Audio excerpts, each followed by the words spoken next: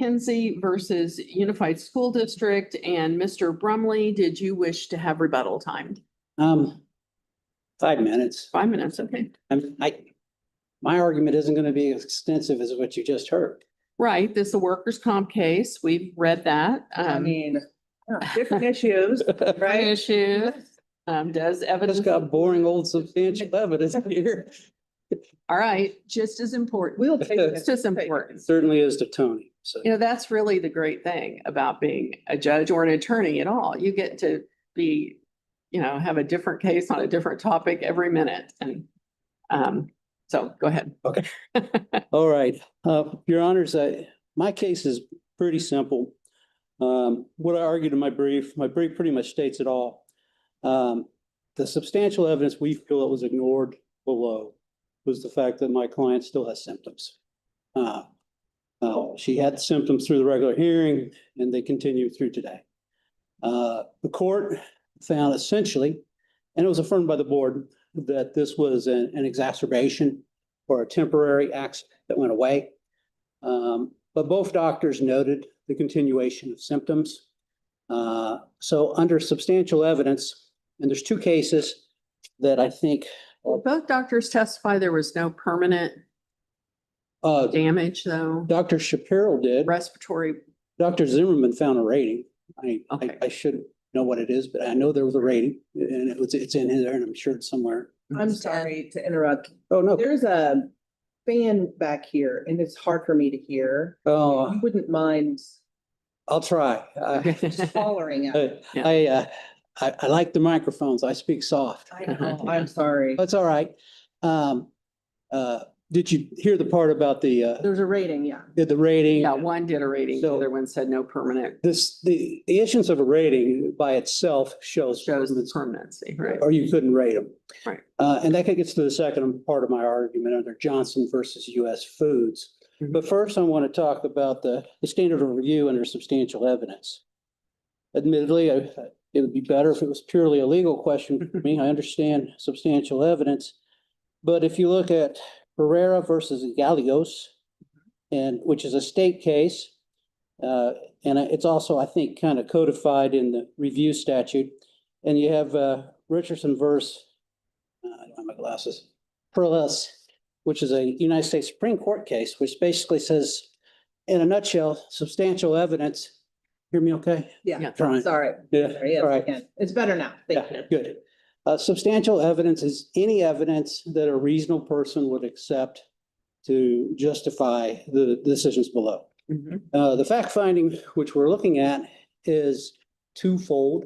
The existence of symptoms which still continue, and competent evidence under the Johnson versus US Foods case. But don't you need, you have substantial competent evidence of the symptoms, Yes, but the greater concern is the cause. It's the cause. the cause, yes. So isn't that what we need the substantial competent evidence of? Yeah, Okay, but we don't have that. You're telling us that there's substantial competent evidence because she had the symptoms. But where is the substantial competent evidence that those symptoms are a product of her injury? well, it's twofold, maybe threefold. Dr. Shapiro said it was a temporary worsening. The claimant testified and said, I didn't have them before, which I think is significant.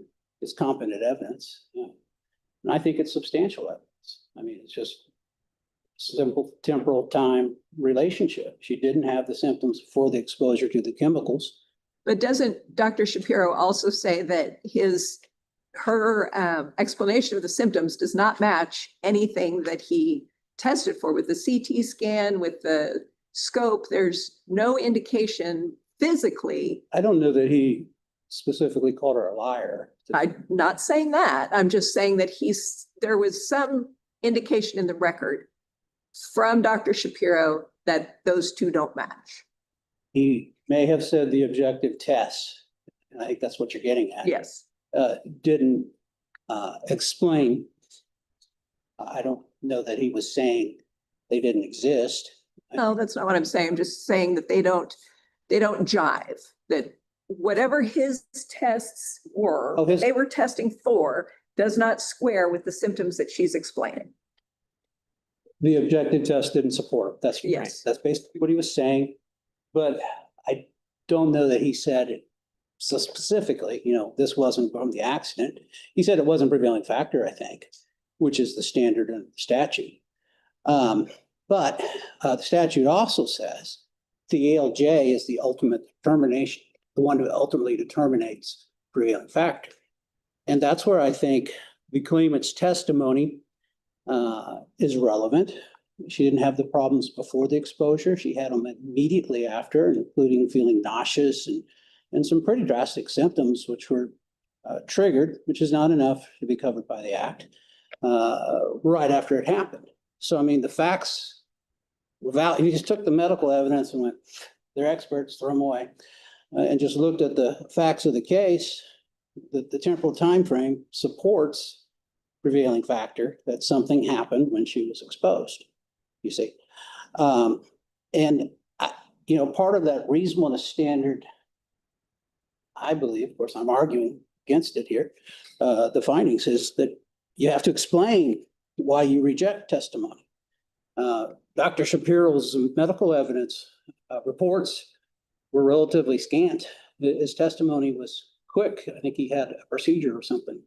If you read the depot, it's there's not a lot of explanation other than, yeah, the scans don't support it. That's there. That's true. But then you look at the testimony of the claimant, and you look at Dr. Zimmerman.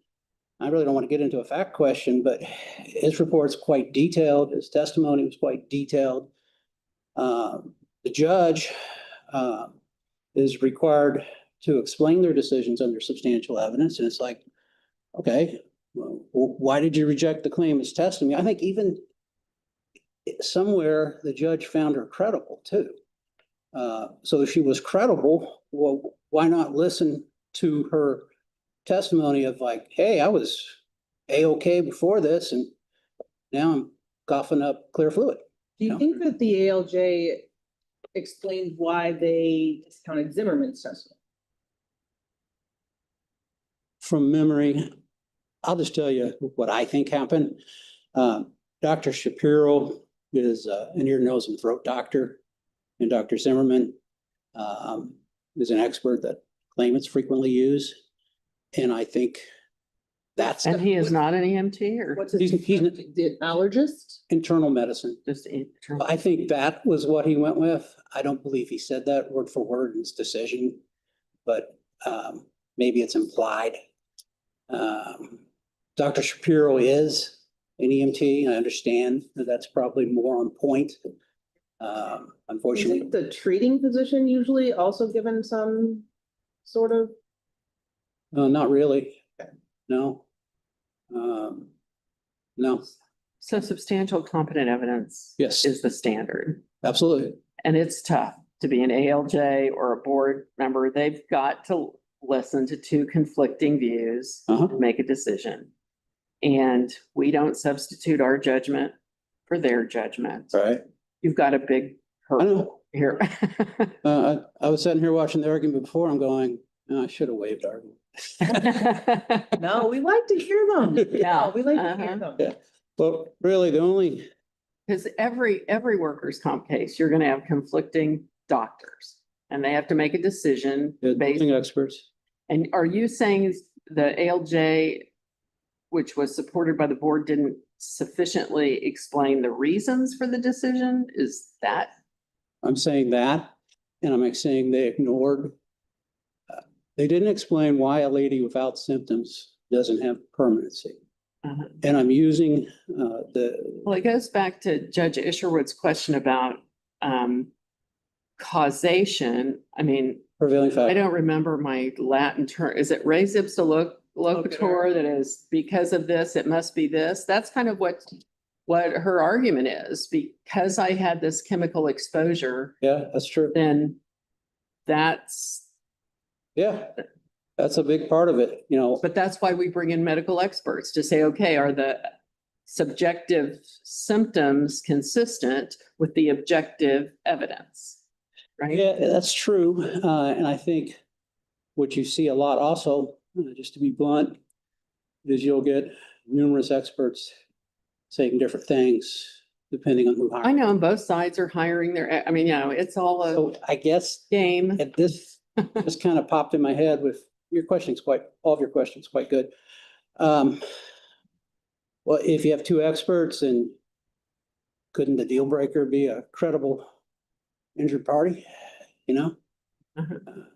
And so simply, in a nutshell, the competent evidence that I think was ignored or not explained, either one, it's also relatively undisputed that their symptoms, I don't think anything disputes it. Right, Their symptoms started at the accident. right. And then when you get, and the judge did find an accident, by the way, he did find an accident. Mm-hmm. He just said it was an exacerbation, which is excluded from permanency. Uh-huh, right. And is that my warning? I don't do a warning, but yes, that's your warning. Okay. Well, just in closing, under Johnson You'll versus, still have your rebuttal time, but go on. under Johnson versus US Foods, Mm-hmm, the judge doesn't just look at the AMA guidelines. right. They also look at, Competent evidence. and my competent evidence is, hey, permanency means it's still happening. Uh-huh. Okay, That's my argument. thank you very Thank you, much. guys. I get it. Green bomb.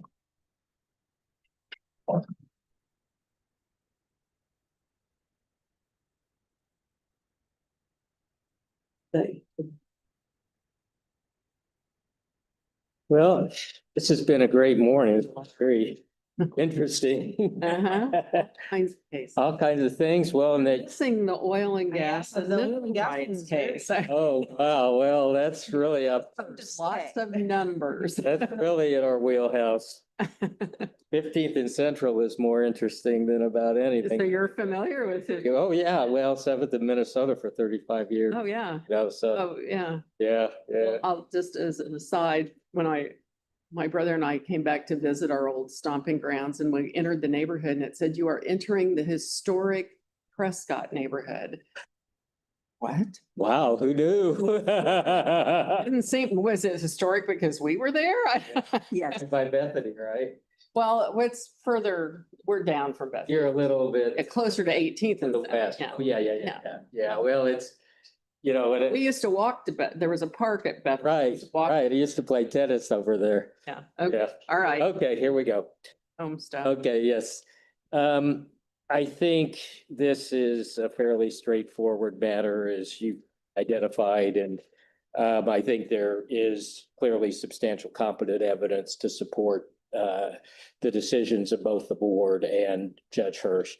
In response to some of the questions that you asked, Judge Hirsch did specifically state in his award that Dr. Shapiro is an ear, nose, and throat specialist. He's a surgeon, board certified ENT, practicing in that area for a long time. Dr. Zimmerman, on the other hand, does really not practice anymore. He's primarily is involved in medical legal matters, and that, you know, on my cross-examination, as always, I go through some of that as Mhm. his, you know, background and what he's done. And so it's in there, and Judge Hirsch did specifically find Dr. Shapiro more credible.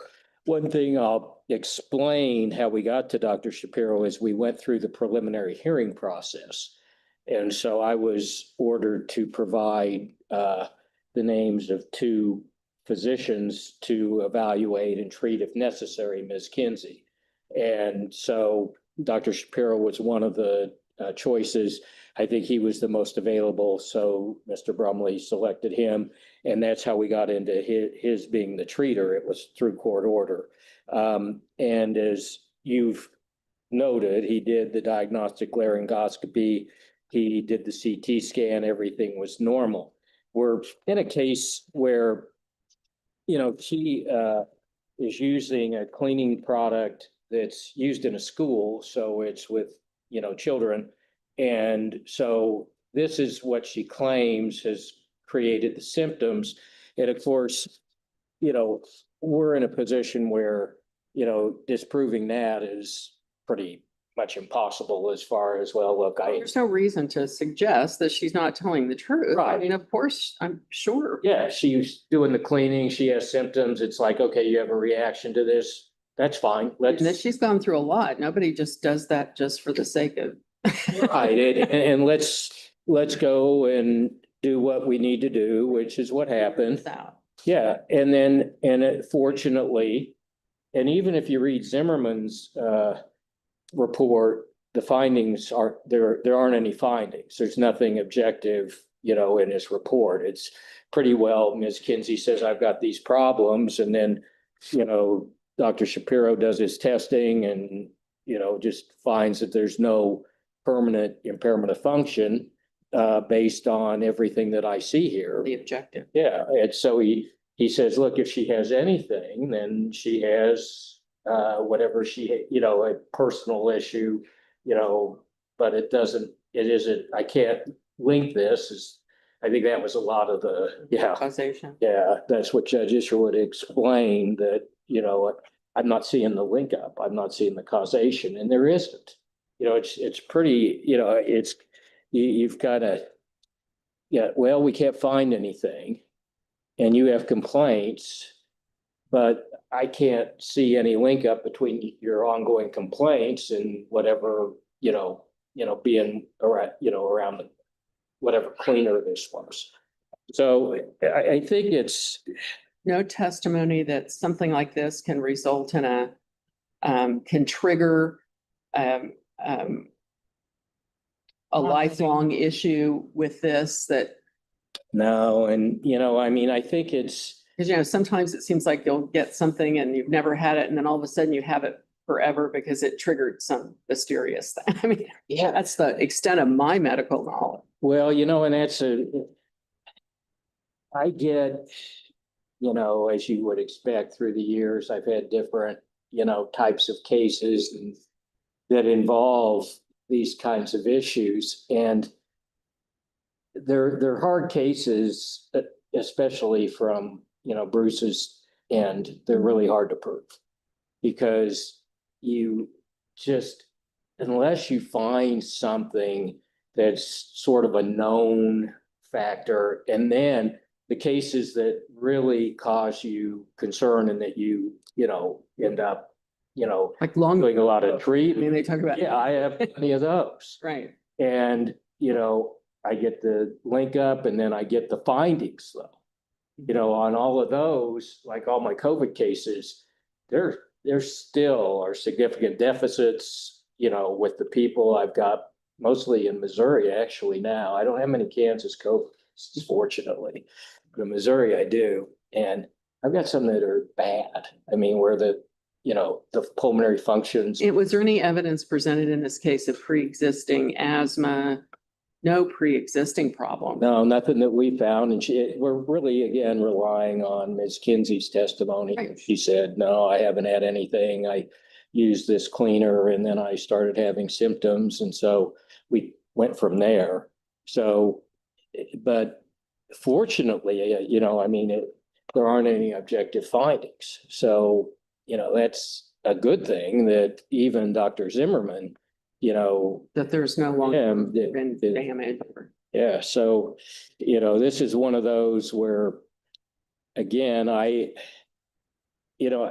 think they tended to lean toward the causation because of her testimony. But in terms of actually linking up whatever she used, which was never really, sought out in detail, it's just a, cleaner that's used in the school. And whether that created the problem, who knows? I mean, and I get, it's interesting. I hate to digress, but this is the interesting part of this, is I have a number of school cases where employees do have reactions. I've got one now, I got a call yesterday where the lady is just allergic to certain perfumes. And so it's like, well, Was there any testimony here? This was just an allergic reaction? well, I think there's sort of a underlying question in that way, because Shapiro says, what she's got is personal, and so So she's having these symptoms and,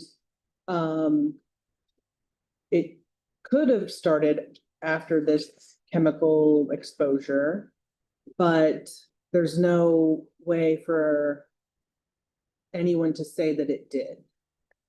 I mean, it's, The issue. There's yeah, no reason, there's no way to say that this chemical exposure causes these symptoms forever.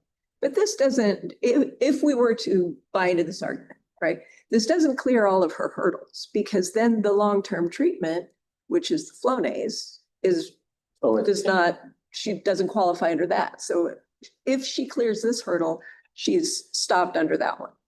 yeah, because Flonase is over the counter and you don't get over the counter and work comp under, you know, 515. So, Well, it's frustrating. I'm sure she's extremely frustrated. well, work comp doesn't cover everything. So can we go to, though, the argument that there is a little bit of argument here that the board didn't explain their findings. And you're saying that the judge did explain that they found the ENT more credible, and this is why Yep. he discounted the other He testimony. absolutely did. Okay. He absolutely did. I mean, that really was his bottom line. Okay.